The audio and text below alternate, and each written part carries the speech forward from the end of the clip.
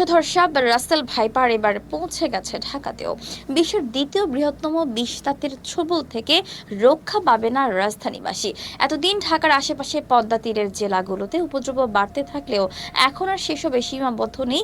গত কয়েকদিন ধরে রাসেল ভাইপার বা চন্দ্রবোরা সাপের আনাগোনার খবরে আতঙ্কে দিন পার করছেন ঢাকার দোহারের চরাঞ্চলের বাসিন্দারা। স্থানীয়রা জানান, চলমান বর্ষা মৌসুমে দোহারের বিভিন্ন স্থানে বিষধর রাসেল ভাইপার সাপ দেখা গেছে। এমনকি কিলিং মেশিন খ্যাত সাপটিকে শনাক্ত করে পিটিয়ে মেরেও ফেলা হয়েছে।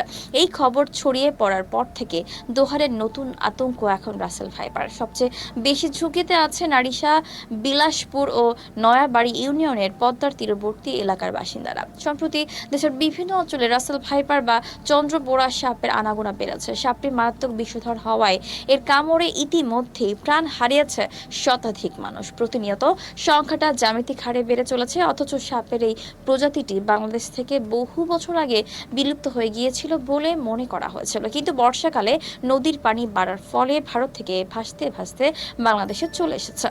এখনো পর্যন্ত পদ্মা অববাহিকায় এই সাপ সবচেয়ে বেশি পাওয়া গেছে। সেই সব এলাকায় আছে প্রচুর কচুরিপানা, আবার কচুরিপানার মধ্যেও এই সাপ পাওয়া গেছে। তাই অনেকের বিশ্বাস, কচুরিপানার ওপর ভেসে এক জায়গা থেকে আরেক জায়গায় পৌঁছে থাকে বিষধর চন্দ্রবোরা। রাজধানীর নিকটবর্তী উপজেলা দোহারের বেলাতেও এর ব্যতিক্রম হয়নি। চলতি বর্ষায় নতুন পানি আসার সঙ্গে সঙ্গে রাসেল ভাইপার পদ্মা নদী হয়ে দোহারের লোকালয়ে প্রবেশ করেছে। এরপর ছড়িয়ে পড়েছে এক জায়গা থেকে আরেক জায়গায়। এমনকি নয়াবাড়ি এলাকায় এক সপ্তাহ আগে চন্দ্রবোরার দেখা পেয়ে পিটিয়ে মেরেছে স্থানীয় লোকজন।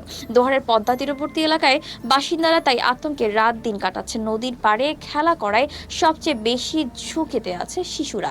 প্রশাসন সহ সবাইকে এই বিষয়ে সতর্কতামূলক প্রচারণা চালানোর দাবি জানিয়েছেন দোহারের বাসিন্দারা। অপরদিকে রাসেল ভাইপার সম্পর্কে দোহার উপজেলা স্বাস্থ্য ও পরিবার পরিকল্পনা কর্মকর্তা সবাইকে সাবধানে চলাচল করার আহ্বান জানিয়েছেন, বিশেষ করে যারা পদ্মা নদীর তীরে বসবাস করেন। তিনি আরো বলেন, কাউকে সাপে কাটলে ওঝার কাছে না গিয়ে সরাসরি চিকিৎসকের কাছে আসতে হবে।